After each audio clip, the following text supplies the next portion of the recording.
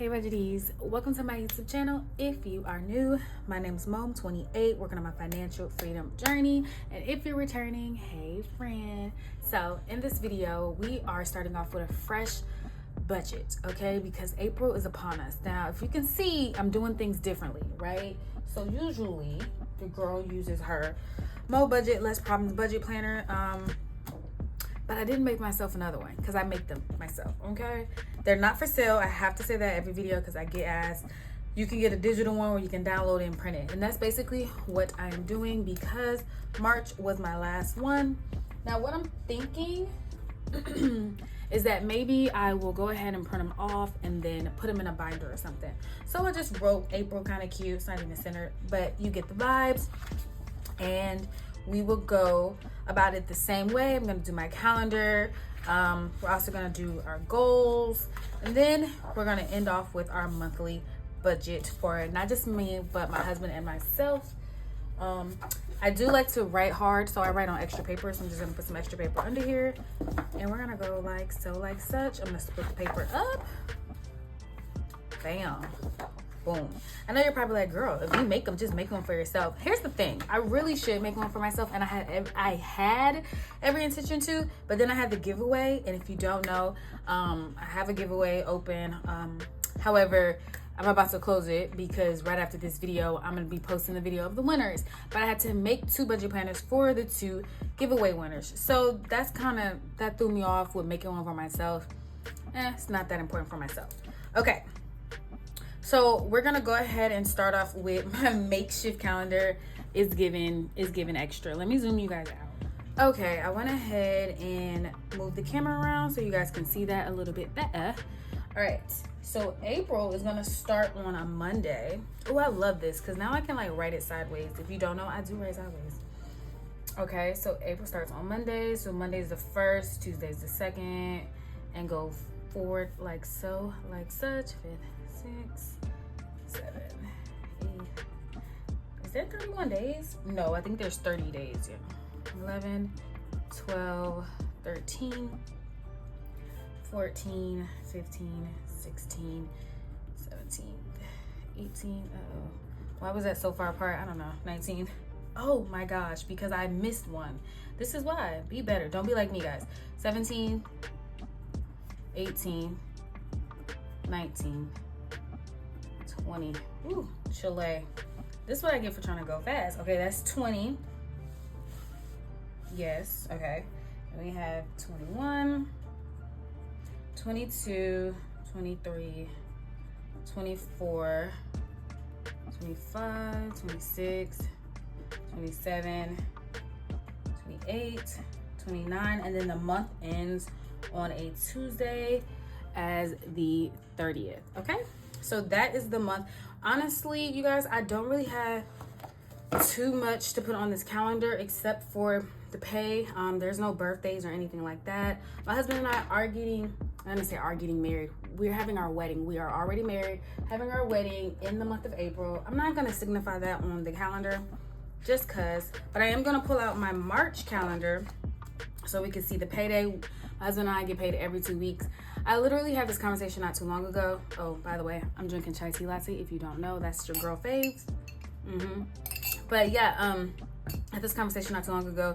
There's the difference between bi-weekly paid and being paid twice a month. Bi-weekly, you get paid every other week. And so that means that you get 26 paychecks a year. Twice a month, you literally just get it the 1st and the 15th or whatever days you have. So March was a 3 paycheck type of month. So payday, payday, payday. The last is March 29th. Okay.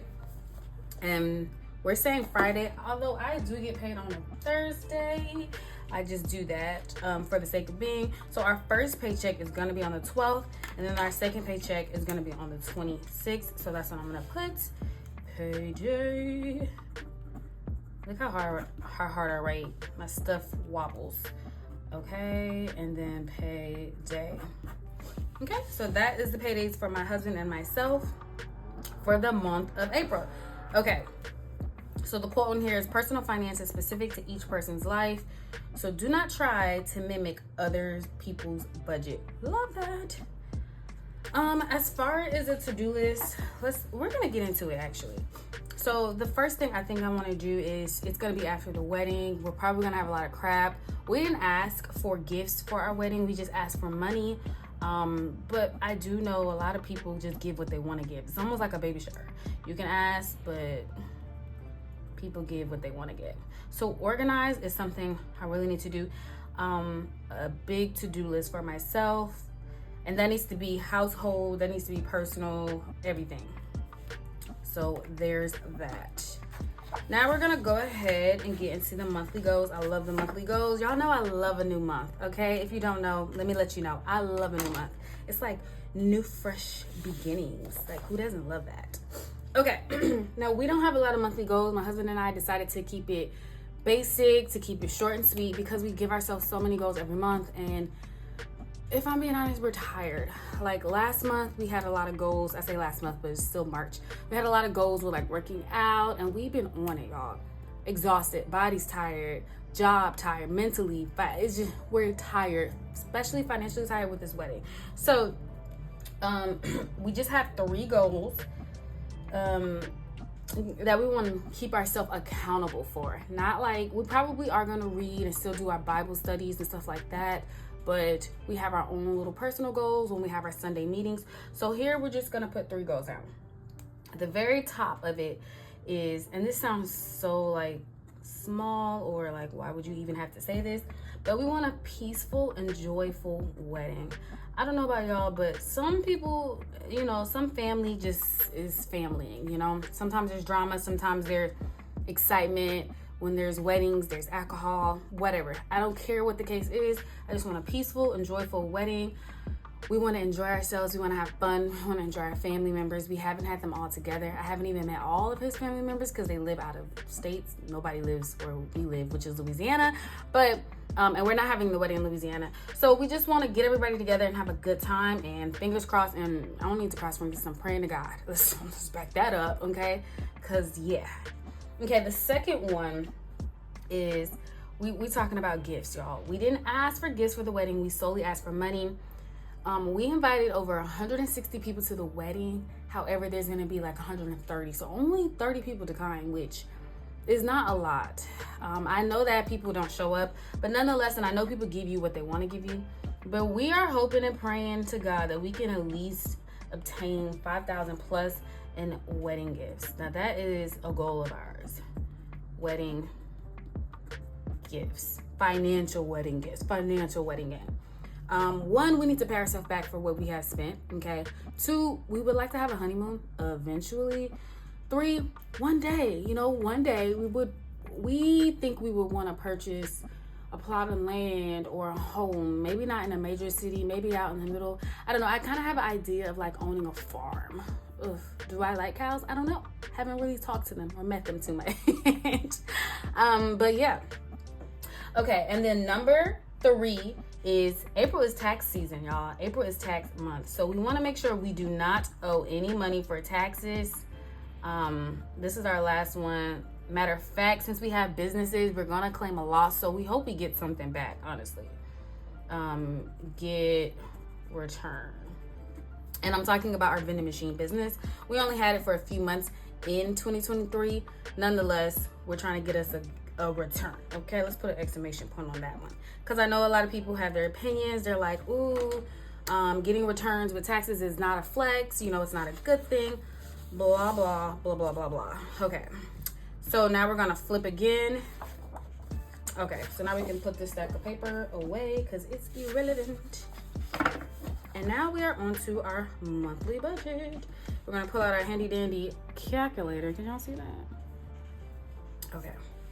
So last month, AKA this month, March, when it came to our monthly budget, we kind of, I guess we can't say kind of, we really just didn't put a lot of money towards our student loan debt because we had to put a lot of money towards our his and hers, which is our account that we are paying for this wedding because we're paying a lot of it out of pocket. Shout out to my parents, they are helping. But when you have a parent that maybe doesn't make as much money as you do, or you know their financial bearings, you don't want to use and abuse them. So we went ahead and saved quite a bit of money for ourselves to move forward with. So there's that. So when it comes to this April budget, we're going to be going back to putting a lot more money towards our student loan debt. Okay, so we do a zero-based budget. That basically means at the end, we make sure that every dollar has a job. We are budgeting, meaning that the numbers might not be accurate, so come back in at the end of the month or the top of the next month and we do our actual budget. So we're going to start off in our budget and we're going to say we're starting at $0. That is implying that in our bank account right now, we have $0 because every dollar is spoken for. Whether it's being invested, put it towards savings, blah, blah, blah. So you have me, Mo, I have a full-time, and then you have my husband, O, he has a full-time. So we're getting paid twice a month, right? So I have usually about $2,200, maybe a little bit over, about $2,200 per check. You take that, you times that by 2, $4,400. Okay, $4,400. And then my husband, so mine's is salary, his is hourly plus commission. So his is a little bit not as consistent. So what I like to do is worst case scenario. Usually these days he make about 16 something, but worst case he's made about 1,500. So we times that by 2, right? So that's $3,000. Best case scenario with his commission, he makes $1,100 because he gets like another check for the commission. So best case he makes $1,100. Worst case he makes about 7. So we do the worst. And so that's $3,700. We just do the worst so we can prepare just in case. We would hate to over account for more money and then the money's not there. You feel me? Okay, so that's $3,700, and then we're gonna plus $4,400, and that's gonna be $8,100. $8,100. Okay. So now we're getting into our fixed expenses. If you don't know, fixed expenses are expenses that's supposed to remain the same. But obviously, I don't always put the numbers that remain the same. I just put monies that we have to pay. For example, bills. That's all I'm really talking about here. So we do not own, we are currently renting. That's one thing we put. Electricity is not really a fixed expense for us because it can fluctuate, although we're kind of like, do I want to call it a payment plan? We're on like a situation with the electricity company that we level it out. And I know a lot of people have opinions about that. They're like, oh, that's not safe, that's not good. You know, electricity companies, they take advantage of you. And be it as it may, we live in New Orleans. The heat is so high and crazy that having that, you know, leveled out bill works, okay? Because I'm saying the bill can get high. So we have internet bill, we have a phone bill, we have a subscriptions bill, which just includes like our Apple Music, Hulu, stuff like that. Not a lot. He being my husband, he has a student loan. And then me, I have a student loan. My A's are not A'ing out here. Okay. And then we have a gym subscription, YMCA. And then we also have car insurance. And I think I got everything. Okay, so when we start out with our rent, we pay $1,608 total. We divvy it up into paychecks. When it comes to our electricity, the level field of like that payment plan, I don't know if you should call it a payment plan, but the leveling of the bill comes out to about $130, no more than $130. Our internet is $51.50. It's cheap and it sucks, but here we are. So our phone bill, it's $180. You're like, girl, why is it so much? So the phone bill is under my mom's name and it covers myself, my mom, and my husband. So that's the 3 of us. My mom and I both got new phones. At the top of the year, they're extra $5 a piece, so that's an extra $10. So we have a total of $180 for our phone bills. Okay, so then subscriptions, that ends up being $22. And again, that's like Apple Music, Apple Storage, Hulu, the $199 for the Black Friday. What else? I think that's about it. Oh, $5.99 for my Apple Music, and then my husband has his own Apple Music. We find it easier to just split our Apple Music and not try to put it on a family plan. I don't know. He prefers it, so he likes it. I love it. Okay, my husband's student loans, his bill is $300, which is crazy because he owes about 30-something thousand, and my bill is cheaper, but I owe 70-something thousand, so there's that. So that's $197 for me. And then our YMCA membership, y'all, the Y is not cheap. I don't know why as a kid I always thought the Y was cheap. I think they let you do it on based on income, but we have a couple membership and it costs $71.10. We enjoy it. I love the classes, so we see it as a necessity. And then car insurance, it went up. We have 2 older cars with over 6 figures on the dashboard, okay, over 100,000 miles. And we're paying $210 because car insurance in Louisiana went up. All right. So we know we have $8,100, and let's count out our fixed expenses. So we have $1,608 plus, can you guys see this? Yes, you can. Okay. Plus 130, plus 51.50 for our internet, plus 180 for the phone, 22 for subscriptions, plus 300 for his loan, 197 for mine, plus 71.10 plus 210. So our bills come out to $2,769.60. Is it horrible compared to what we bring in? No, right? We're blessed, we're grateful. Actually, as long as, and the goal is as long as one person can pay all the bills and stuff and the necessities by themselves, we're saying lowercase scenario, right? The lower income, we feel like we're okay. Here's my issue with this number. This number has gone up because our insurance has gone up. Oh my God, you guys know our rate big. $769.60. Okay. My issue with this is that this number has gone up and not down because our car insurance has gone up. Obviously, our phone bill has gone up. I will say this. Did we choose to get new phones? For sure. I had my phone for 4 years, as did my mom. But also, my husband wasn't on our plan. He was on his parents' plan, and his parents was like, get off our plan. You're a married man. So we get it. So that had to go up regardless. Student loans, my husband's student loan went up. I don't know. I think it's I keep saying this. I think it's the plan he chose, the income-driven plan. I don't know what it is, but we got to alter that because I don't like that, y'all. And electricity is electricity, so it's not that bad. So $2,769.60 is what we owe for bills alone. So we're going to minus $8,100 from it, and we're going to get, it says negative. I just did it backwards, okay? So the remaining is $5,330.40. I wrote that smaller. Look at that. Don't play with her. Okay, so we're gonna go from fixed expenses to variable. Okay, so variable expenses are those expenses that change, that alter, they go up, they go down. And so with this, we have our food, we have our gas. So he has gas for his car, I have gas for my car.